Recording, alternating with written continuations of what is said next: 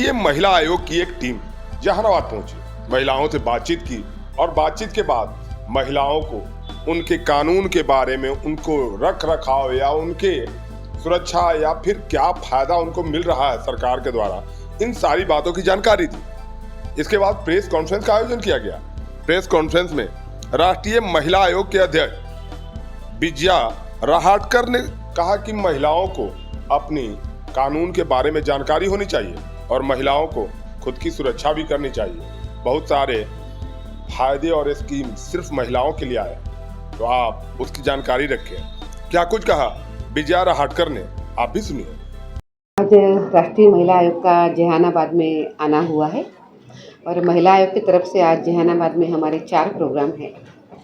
अभी जो हमारी बेनिफिशरीज जो बहनें हैं उनके साथ मैंने संवाद किया है और मैंने ये भी जानने का प्रयास किया है कि उनको योजनाओं का लाभ किस तरीके से मिल रहा है, क्या उन योजनाओं की वजह से वो सक्षम हो पा रही है, आगे बढ़ पा रही है, या इन योजनाओं का जब क्रियान्वयन होता है उसमें कोई अड़चनें तो नहीं है।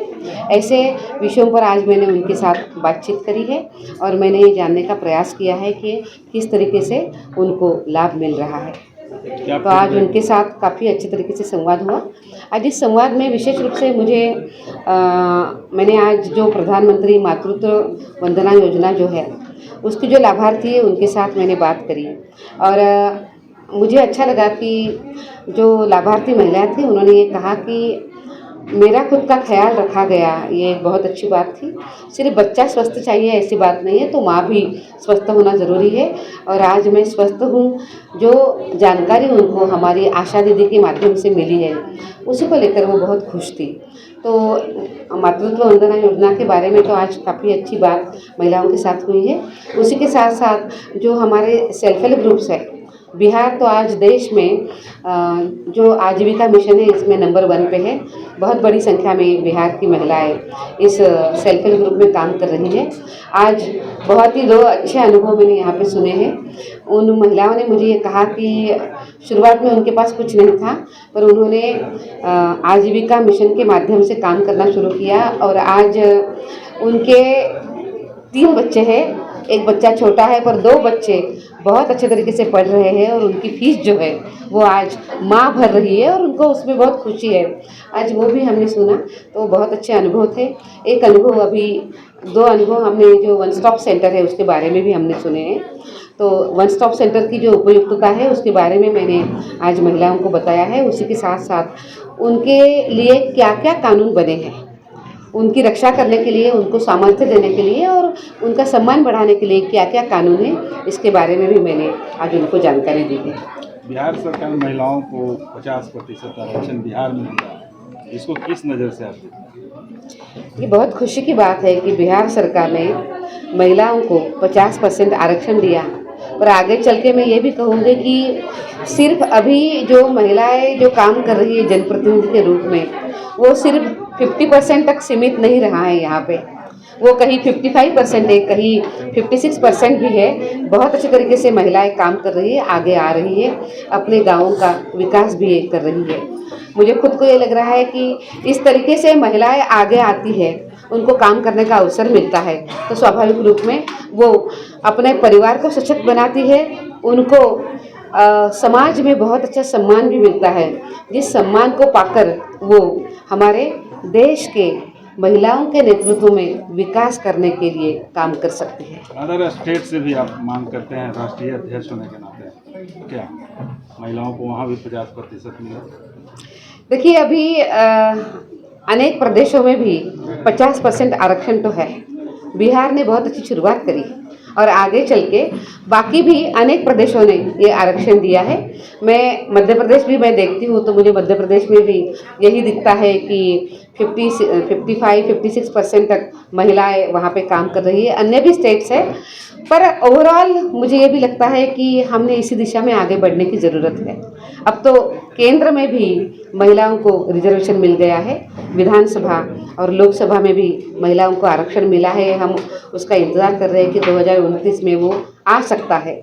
तो हमें ये भी तैयारी करनी है कि इतनी बड़ी जिम्मेदारी महिलाओं को अभी मिलने वाली है, तो उस तरीके से हमारी महिलाएं भी तैयार रहे, इस विषय में काम करने के लिए उनका भी प्रशिक्षण हो जाए। जब ये आरक्षण आएगा तब पूरी तरीके से महिलाएं काम करने के लिए तैयार रहेगी। उस दिशा में भी हम प्रयास करेंगे। महिलाओं से आप मिले, महिलाओं ने क्या फीडबैक दिया? देखिए, आज तो महिलाएं बहुत खुश हैं। उनको लगता है कि आज वो पंचायत का नेतृत्व कर रही है, अपने गांव का सरपंच के नाते नेतृत्व कर रही है। उनको आगे और अवसर मिले, ये मिलने भी चाहिए। अब तो कानून भी आ गया है, उनको अवसर मिलना ही है। मैंने जो बात करी कि अभी हमें तैयारी करनी है कि हम अपने उन बहनों को, चाहे वो विधायक हो, चाहे वो सांसद हो, वो बनने के लिए उनकी तैयारी हम करा लें। मैम, आप पूरे राज्य में घूम चुकी हैं, पूरे देश में घूमती हैं, कहने का मतलब है ज्यादातर योजनाएं जो महिला लाभार्थी के नाम से होता है, लेकिन उसके पीछे स्टैंड कोई और होता है। नाम तो महिला के नाम पर योजनाएं चलती है, महिलाओं को उसका लाभ कागजों पर दे दिया जाता है, लेकिन सच कुछ और होता है। क्या आप घूमती हैं तो इस बारे में शिकायत कभी मिली है? देखिए, मैं ये कहूँगी कि कुछ इम्प्लीमेंटेशन में शिकायतें आती रहती है कि योजना का लाभ मिला है पर थोड़ी देर हो गई है, जल्दी मिलना चाहिए, समय पे मिलना चाहिए, या इस तरीके से कुछ शिकायतें आती है। पर मेरा खुद का अनुभव ये रहा है कि जिन जिन योजनाओं का उनको लाभ मिल रहा है वो लाभ काफ़ी अच्छे तरीके से मिल रहा है। मैं विशेष रूप से बात करूँगी प्रधानमंत्री जो आवास योजना है उसकी मैं बात करूँगी। जहाँ जहाँ मैं जाती हूँ, बात करती हूँ, तो जो लाभार्थी है उनको काफ़ी अच्छे तरीके से वो लाभ मिल गया है। वही बात प्रधानमंत्री मातृत्व वंदना योजना की है, वही बात जननी सुरक्षा की है, और सबसे अच्छा तो मेरा जो अनुभव आ रहा है मुझे, वो हमारी जो जीविका बहनें हैं उन्हीं के माध्यम से भी आ रहा है। अच्छे तरीके से उनको लाभ मिल रहा है। व्यवस्थाओं में अगर कोई कमियां है, त्रुटियां है, तो वो भी देखना हमारा काम है। जहाँ जहाँ ऐसी अगर कोई कंप्लेंट आती है तो तुरंत वहाँ के अधिकारियों के साथ बात करते हुए उसको दूर किया जाता है। बट बड़े बड़े तौर पे जो योजनाएं चल रही है उसका काफ़ी अच्छा लाभ महिलाओं को मिल रहा है। एक क्वेश्चन मेरा है, आज भी देखते हैं कि इतना सारा सख्त कानून के बावजूद महिलाओं के खास करके डोमेस्टिक वायलेंस जो है आज भी हमारे देश में बहुत हो रहा है। अनेक ऐसी महिलाएं हैं, लाखों करोड़ों महिलाएं कि जो इस वायलेंस की वजह से बहुत तकलीफ में आती है। पर इसमें हमें अनेक स्तर पे काम करने की ज़रूरत है।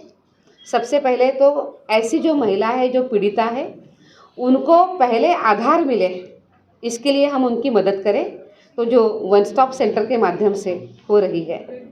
उसी के साथ साथ महिलाओं के पक्ष में जो कानून बनाए हैं उस कानून के बारे में हम जागरूकता निर्माण करें। मैं ये कहूँगी कि डोमेस्टिक वायलेंस एक्ट जो है वो एक्ट महिलाओं के पक्ष में उनको सम्मान देने के लिए, उनको न्याय देने के लिए इतना मजबूत एक्ट है। मैं ये कहूँगी कि उनके सर पर पकड़ी हुई वो छाता है जो उनका संरक्षण करती है। इस एक्ट जो है ये बहुत मजबूत एक्ट है।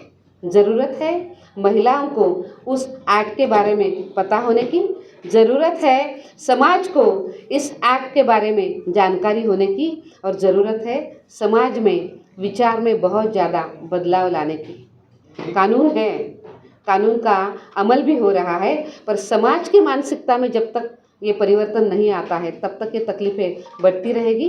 इसीलिए समाज की मानसिकता में परिवर्तन हम चाहते हैं। मैम, हाल के समय में अभी पुरुषों के ऊपर भी कुछ महिलाओं के द्वारा ये इसमें ट्रेंड कर रहे हैं, इस पे आपका क्या टेक है मैम, कि पुरुषों के ऊपर जो महिलाओं का अत्याचार है इस पे आपका क्या? सबसे पहले तो ये जो घटनाएं आजकल हम देख रहे हैं ये बहुत ही अनफॉर्चुनेट घटनाएं हैं। ऐसी घटनाएं नहीं होनी चाहिए। जब हम बात कहते हैं कि महिलाओं का छलावा होता है तब हम उनकी सुरक्षा की बात करते हैं, पर इसी तरीके से पुरुषों को भी महिलाओं के तरफ से कोई तकलीफ नहीं होनी चाहिए। क्या इसके लिए कोई मैं इसके लिए एक बात ज़रूर कहूँगी, पर हम उन दोनों विषयों को एकत्रित न करें। पुरुषों के साथ अन्याय करना बहुत गलत है, महिलाओं ने वो नहीं करना चाहिए। पर मैं आपको भी ये बात कहूँगी कि इन दोनों विषयों की तुलना भी न करें। उसका कारण है कि कुछ गलत महिलाएं गलत व्यवहार करती है, उसकी बड़ी चर्चा होती है, पर उसी के साथ साथ देश में ऐसी लाखों बहनें हैं जिन बहनों के साथ आज भी बहुत अन्याय हो रहा है। हमें उनको न्याय देने की ज़रूरत है। इसीलिए इन दो विषयों की कंपैरिजन नहीं होनी चाहिए, पर महिलाओं ने इस तरीके से गलत व्यवहार भी नहीं करना चाहिए। दूसरी बात मैं ये भी कहूँगी कि हमारे देश के कानून बहुत मजबूत है, बहुत सक्षम है। जो गलत है वो कोई भी हो, वो पुरुष हो या वो महिला हो, उनको सज़ा देने के लिए बहुत मजबूत ऐसे हमारे कानून हैं और हमारे जो कानून हैं वो लिंग निरपेक्ष है। तो इस तरीके से महिलाओं ने भी व्यवहार नहीं करना चाहिए। एक मिनट मैडम, क्या आप आज के समय में पुरुष आयोग की भी जरूरत महसूस की जा रही है? जिस ढंग से महिलाओं पर अत्याचार हुआ तो महिला आयोग का गठन हुआ, तो आज पुरुषों पर अत्याचार हो रहा है, तो इसकी जरूरत महसूस की जा रही है? देखिए, मैं महिला आयोग की मैं अध्यक्षा हूँ, तो मुझे बाद में महिलाओं की करनी है, पर मेरी जो भूमिका है वो मैंने सबसे पहले ही स्पष्ट कर दी है कि महिलाओं ने भी पुरुषों को इस तरीके से छलावा नहीं करना है, ये गलत है। पर इस विषय पे जो भी निर्णय होगा उस विषय पे कोई टिप्पणी करने का कोई मेरा अधिकार नहीं बनता है। सभी तरह के बैटरी इन्वर्टर के लिए Tirupati Balaji enterprises wholesale and retail, Exide, luminous, Microtek digital inverter, leave fast, maxima सहित अन्य बैटरी या इन्वर्टर उचित मूल्य एवं बेस्ट क्वालिटी में Tirupati Balaji enterprises, hotel Krishna garden, Krishnapuri, PG road, Jahanabad. विश्वास के साथ एक्साइड और लुमिनस की सारी तरह की बैटरियां उपलब्ध है, इन्वर्टर भी उपलब्ध है। विश्वास एवं भरोसे का प्रतीक तिरुपति बालाजी इंटरप्राइजेस।